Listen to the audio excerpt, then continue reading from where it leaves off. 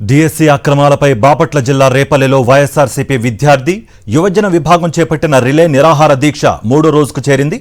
నియోజకవర్గ వైఎస్ఆర్సీపీ సమన్వయకర్త పీట నాగమోహన్ కృష్ణ దీక్షలో పాల్గొన్నారు. డిఎస్సి అక్రమాలకు నైతిక బాధ్యత వహిస్తూ మంత్రి లోకేష్ రాజీనామా చేయాలని డిమాండ్ చేశారు. స్పోర్ట్స్ కోటాలో అక్రమాలను నిరసిస్తూ పేకాట ఆడుతూ వినూత్న రీతిలో నిరసన తెలిపారు వైఎస్ఆర్సీపీ నేతలు.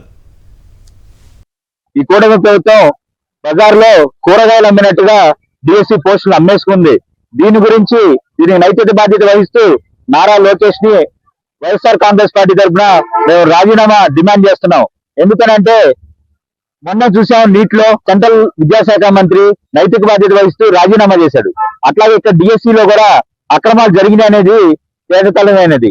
దానికి నైతిక బాధ్యత వహిస్తూ నారా లోకేష్ రాజీనామా చేయాలని మేము కోరుకుంటున్నాం. డిఎస్సి నియామకాల్లో అక్రమాలు మంత్రి నారా లోకేష్ కనుసన్నల్లోనే జరిగాయని ప్రకాశం జిల్లా వైఎస్ఆర్ కాంగ్రెస్ పార్టీ అధ్యక్షుడు ఎమ్మెల్యే బూచేపల్లి శివప్రసాద్ రెడ్డి ఆరోపించారు. పక్కా పథకం ప్రకారమే ప్రశ్నాపత్రం తయారీ విభాగంలో అవుట్సోర్సింగ్ ఉద్యోగులను పెట్టడం, అడ్డగోలుగా జీవోలు ఇచ్చి స్పోర్ట్స్ కోటాలో దొడ్డిదారులో కొలువులను కొట్టేయడం అంతా పక్కాగా జరిగిందని ఆయన ధ్వజమెత్తారు. నారా లోకేష్ తప్పు చేయకపోతే సిబిఐ విచారణ ఎందుకు జరపడం లేదని ప్రశ్నించారు. ఒంగోలులో వైఎస్ఆర్సీపీ ఆధ్వర్యంలో మూడో రోజు జరిగిన రిలే నిరాహార దీక్షల్లో ఎమ్మెల్యే బూచేపల్లి శివప్రసాద్ రెడ్డి పాల్గొన్నారు. కూటమి ప్రభుత్వం అన్ని విధాలా రాష్ట్ర ప్రజలను మోసం చేసిందని ఆయన మండిపడ్డారు.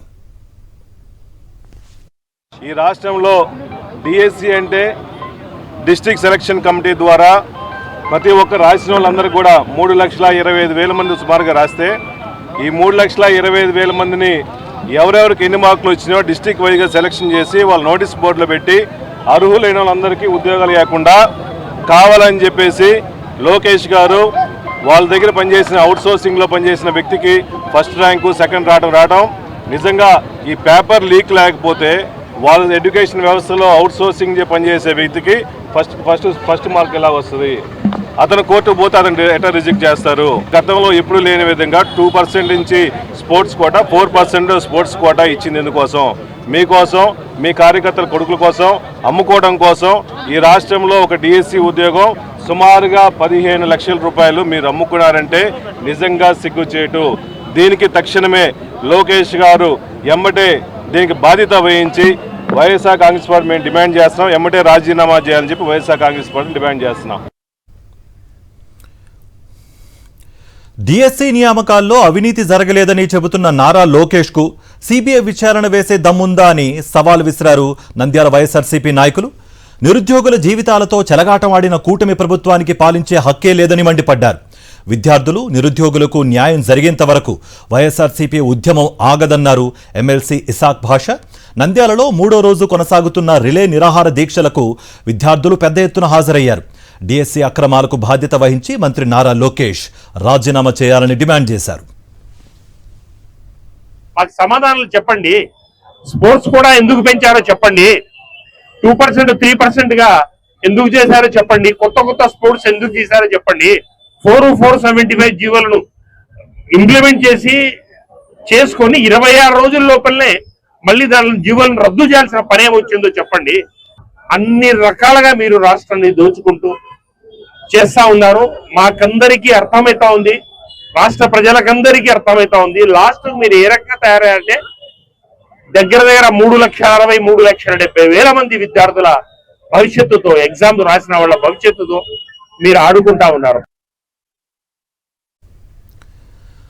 డిఎస్సి అక్రమాలపై సమగ్ర విచారణ జరిపి బాధ్యులపై చర్యలు తీసుకోవాలని విద్యాశాఖ మంత్రి నారా లోకేష్ నైతిక బాధ్యత వహించి రాజీనామా చేయాలని డిమాండ్ చేస్తూ డాక్టర్ బిఆర్ అంబేద్కర్ కోనసీమ జిల్లా రావులపాలెంలో విద్యార్థి యువజన విభాగం ఆధ్వర్యంలో మూడో రోజు రిలే నిరాహార దీక్ష చేపట్టారు.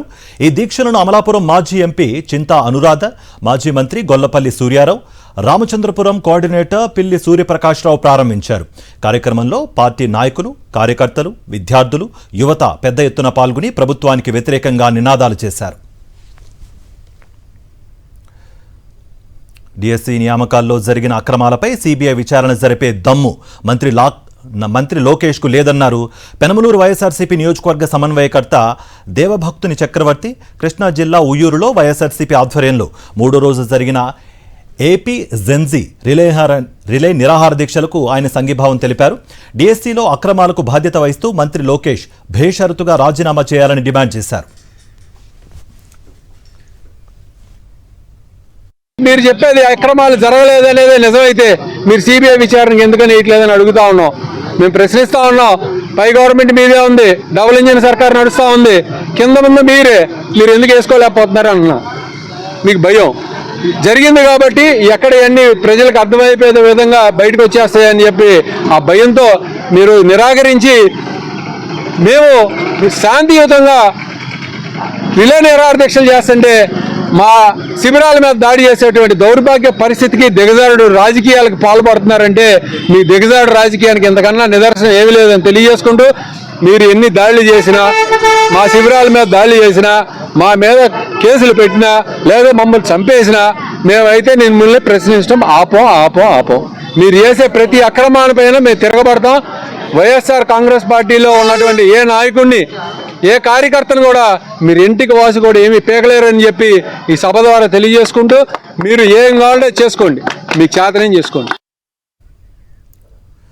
డిఎస్సి అక్రమాలకు లోకేష్ బాధ్యత వహించి రాజీనామా చేయాలని డిమాండ్ చేస్తూ విజయనగరం జిల్లా గజపతి నగరంలో వైఎస్ఆర్సీపీ చేస్తున్న రిలే నిరాహార దీక్షలు 3వ రోజుకు చేరాయి.